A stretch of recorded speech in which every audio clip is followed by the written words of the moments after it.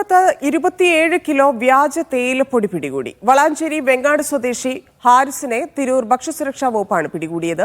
തിരൂർ ഭക്ഷ്യസുരക്ഷാ വകുപ്പാണ് തേയില പിടികൂടിയത്. തിരുനാവായ വയലത്തൂർ കൊടക്കൽ ഭാഗങ്ങളിൽ വിതരണം ചെയ്യാനാണ് തേയില എത്തിച്ചത്.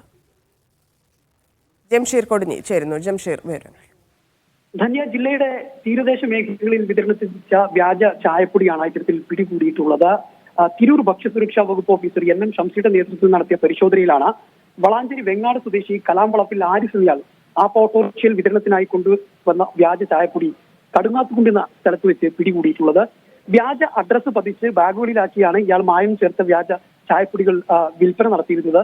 ഇവ കോയമ്പത്തൂരിൽ നിന്നാണ് എത്തിച്ചത് എന്നാണ് കരുതുന്നത്. ഏതായാലും ഇയാളെ പിടികൂടിയിട്ടുണ്ട്. ജില്ലാ food and safety assistant commissioner Sujith പെരേരയുടെ നേതൃത്വത്തിലുള്ള ഈ പരിശോധന നടത്തി തുടർ നടപടികൾ സ്വീകരിക്കുമെന്ന് ഉദ്യോഗസ്ഥർ അറിയിച്ചിട്ടുണ്ട്. ശരി ജംഷീർ.